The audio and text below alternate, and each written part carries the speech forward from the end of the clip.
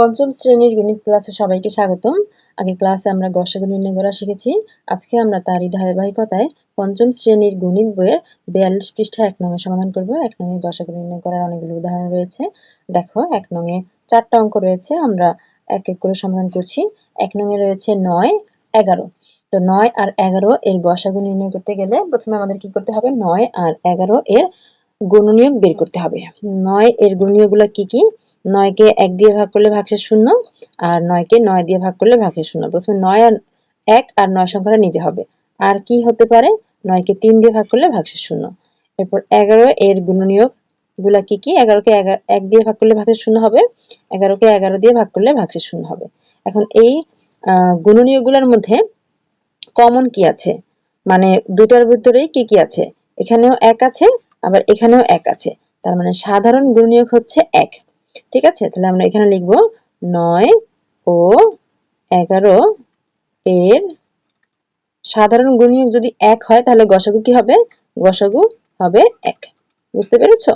আচ্ছা, এরপর 2 নম্বরটা দেখো। 2 নম্বরে আছে কি কি? 2 নম্বরে আছে 17 আর আছে 18। 17 আর 18 এই গুণনীয়কগুলো প্রথমে বের করি। 17 এর গুণনীয়কগুলো কি কি? 17 কে 1 দিয়ে ভাগ করলে ভাগশেষ 0, আর 17 কে 17 দিয়ে ভাগ করলে ভাগশেষ 0। 18 এর গুণনীয়কগুলো কি কি?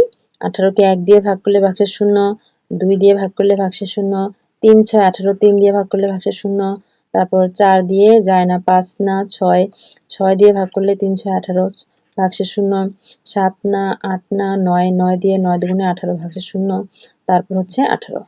এই হচ্ছে 18 এর গুণনীয়ক। এখন 17 এবং 18 এর গুণনীয়কগুলোর মধ্যে সাধারণ কি কি আছে? মানে উভয়ের মধ্যে কি কি আছে? এখানেও 1 আছে, এখানেও 1 আছে। যেহেতু উভয়ের গুণনীয়কে সাধারণ গুণনীয়ক শুধু 1, তাহলে গসাগু কি হবে? গসাগু হবে 17 এবং 18 এর গসাগু হবে 1, তাই না? এর গসাগু হবে 1। এবার 3 নম্বরে দেখো। 3 নম্বরে আছে 23 24। 23 এর গুণনীয়কগুলা বের করব, 24 এর গুণনীয়কগুলা বের করব।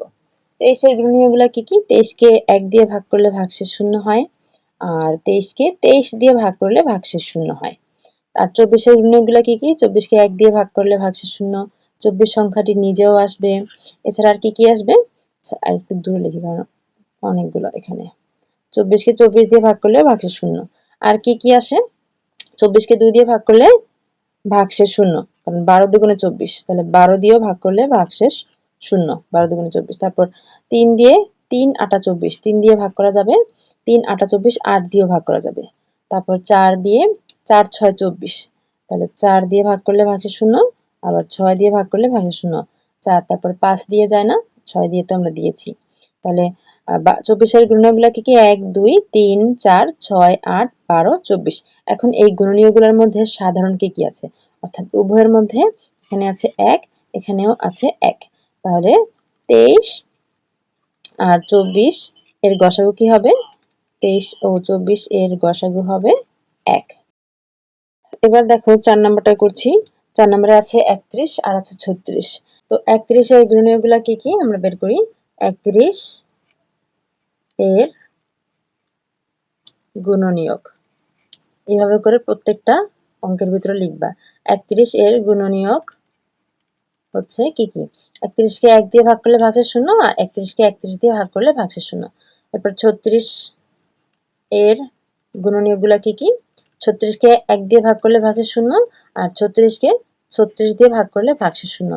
এছাড়া আর কি কি আছে? 36 কে 2 দিয়ে ভাগ করলে 18 দুগুণে 36 ভাগশেষ 0 হবে, অর্থাৎ 18 দিয়ে ভাগ করলে ভাগফল হবে 2, ভাগশেষ 0 হবে। তারপর 3 12 36, তাহলে 3 দিয়ে যায় আর 12 দিয়েও যায়, 3 12 36। তারপর 4 নং 36, তার মানে 4 দিয়ে ভাগ যায়, আবার 9 দিয়ে ভাগ যায়, 4 নং 36। তারপর 5 দিয়ে যায় না, 6 দিয়ে 6 6 36, তাহলে 6 দিয়ে যায়। তারপর 7 দিয়ে যায় না, 8 দিয়ে যায় না, 9 দিয়ে তো আমরা দিয়েছি। তাহলে 36 এর গুণিতক হচ্ছে 1 2 3 4 6 9 12 18 36। এখন এদের মধ্যে সাধারণ অর্থাৎ কমন কি কি আছে? 1 আছে এখানে, এখানেও 1 আছে। তাহলে 31 আর 36 এর গসাগু কি হবে? যেহেতু সাধারণ গুণিয়ক শুধুমাত্র একটি এক আছে, তাহলে গসাগু হবে 1। আশা করি বুঝতে পেরেছো। দেখা হচ্ছে পরের ক্লাসে। আমাদের এই চ্যানেলে তোমাদের নতুন গণিত বইয়ের সব অঙ্কের সমাধান দেওয়া হয়। দেখতে হলে চোখ রাখো আমাদের চ্যানেলে। ধন্যবাদ সবাইকে।